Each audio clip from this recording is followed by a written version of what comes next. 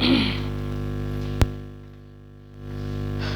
Morning everyone. आज हम पढ़ने जा रहे हैं पृथ्वी की उत्पत्ति का सिद्धांत, ठीक है, जो दिया था जेम्स जीन्स और जेफ्रे ने, ठीक है।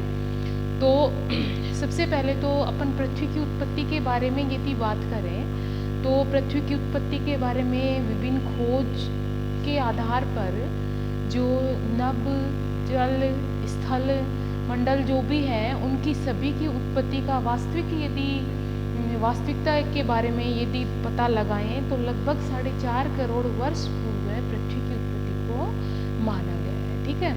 तो जो पृथ्वी की उत्पत्ति है, ये आप लोगों ने बहुत पहले अपनी छोटी क्लासों में पढ़ा होगा कि पृथ्वी की उत्पत्ति है वो सूर्य से हुई है, यानी सूर्य का एक टुकड़ा है वो टूट के गिर गया और गिरने की वजह से वो धीरे धीरे ठंडा हुआ, ठंडे होने से पृथ्वी का निर्माण हुआ। इस तरह से आपने पहले पढ़ा होगा।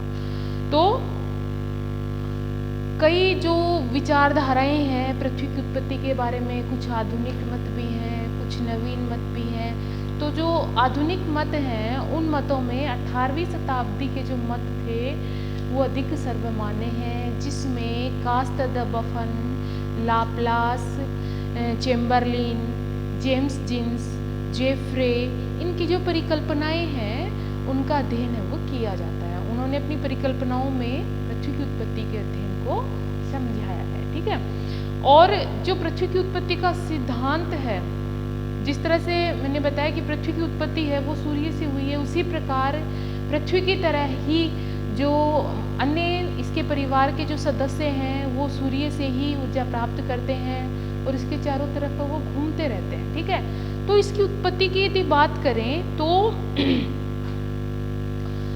कुछ विद्वानों ने इसकी उत्पत्ति एक तारे से बताई है और कुछ विद्वानों ने उसकी उत्पत्ति 2 तारे से बताई है। तो इस सिद्धांत को भी 2 भागों में विभाजित किया गया है। पहला है एक तारकवाद सिद्धांत और दूसरा है द्वितारकवाद सिद्धांत। एक तारकवाद सिद्धांत के अंतर्गत वे परिकल्पनाएं आती हैं कि जिन भूगोलवेताओं ने पृथ्वी की उत्पत्ति एक तारे से मानी है उसको एक तारकवाद सिद्धांत के नाम से जाना गया है, और जिन भूगोलवेताओं ने पृथ्वी की उत्पत्ति है वो 2 तारों से मानी है उन्हें द्वितारकवाद की संज्ञा है वो दी गई है, ठीक है। तो इस तरह से ये तो होगी पृथ्वी की उत्पत्ति संबंधी सिद्धांत। आज अपन पढ़ेंगे जो जेम्स जीन्स और जेफ्रे है उनकी पृथ्वी की उत्पत्ति संबंधी सिद्धांत, जिसको इन्होंने ज्वारीय परिकल्पना का नाम दिया है, ठीक है। सबसे पहले सन 1916 में जो जेम्स जीन्स थे उन्होंने अपनी परिकल्पना को प्रस्तुत किया, लेकिन 1926 में जो जेफ्रे थे उन्होंने इस परिकल्पना में कुछ संशोधन किया और संशोधन करके इसको पुनः प्रतिपादित, ठीक है। तो इसको इन्होंने ज्वारीय परिकल्पना का नाम क्यों दिया? क्योंकि जिस तरह से हमारे अपन बात करें महासागरों की, तो महासागरों में ज्वार आता है। ज्वार कैसे आता है? चंद्रमा की गुरुत्वाकर्षण शक्ति के कारण।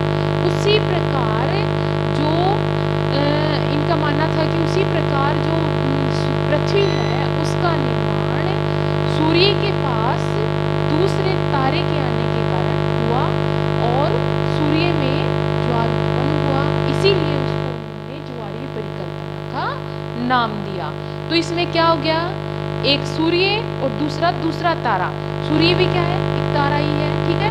तो पृथ्वी की उत्पत्ति उन्होंने 2 तारों से मानी, इसीलिए जो जेम्स जीन्स की परिकल्पना थी वो द्वितारकवाद सिद्धांत पर आधारित थी, क्योंकि उन्होंने माना कि पृथ्वी की उत्पत्ति है वो 2 तारों से हुई है। पहला तारा सूर्य और दूसरा उसके नजदीक से जो तारा गुजरा, ठीक है। तो सबसे पहले देखो, एक जो सूर्य था वो प्राचीन समय में एक निहारिका यानी एक तारे के रूप में था, जिसके पास से एक तारा, बड़ा तारा गुजरा।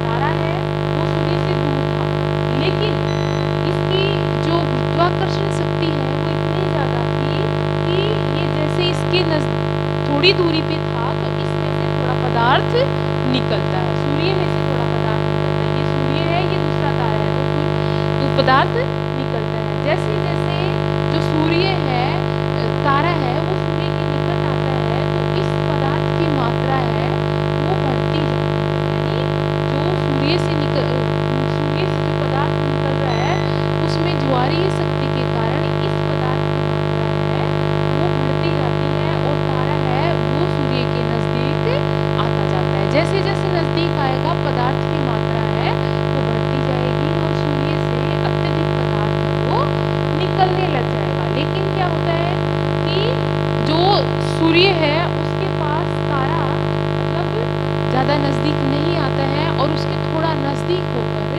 गुजरता हुआ निकल जाता है। ठीक है। और जैसे जैसे तारा है वो सूर्य के निकट से गुजरता है तो यह जो जिस तरह से अपन एक प्रकाश की लो कह सकते हैं, सिगार कह सकते हैं, तो जिस तरह से दीपक में प्रकाश निकलता है उसी तरह की लो है वो सूर्य से निकलती है और यह मतलब उसकी आकर्षण शक्ति के कारण, ज्वारीय शक्ति के कारण यह बड़ी होती जाती है।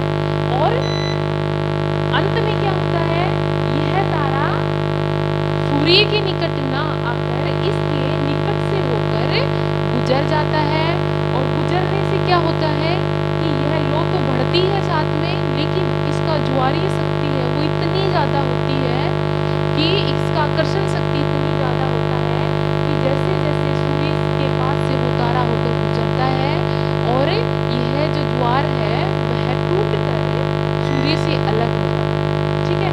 और जैसे जैसे सूर्य से अलग होता है धीरे धीरे यह पदार्थ ठंडा होता है और ठंडे होने के बाद में पृथ्वी और उसके आसपास के जो ग्रह हैं, नवग्रह, उनका निर्माण होता है और धीरे धीरे जो पृथ्वी है वो वर्तमान स्थिति में आती है और उसके ग्रह उपग्रहों का निर्माण होता है। तो जहाँ पर अधिक पदार्थ होता है वहाँ पर बड़े ग्रहों का निर्माण होता है और जहाँ पर कम पदार्थ होता है वहाँ पर छोटे ग्रहों का निर्माण है वो होता है। तो इस प्रकार से हम कह सकते हैं कि पृथ्वी की उत्पत्ति है वो सूर्य से मानी जाती है, सूर्य तथा दूसरे तारे से मानी जाती है और जो ग्रह और उपग्रह हैं वो उनका एक ऊर्जा का स्रोत है वो सूर्य को ही माना जाता है और वो सूर्य के आसपास चारों तरफ चक्कर काटते रहते हैं और एक प्रकार से पूरी तरह से उनको ऊर्जा है वो सूर्य से ही प्राप्त होती है। तो इस प्रकार से पृथ्वी की उत्पत्ति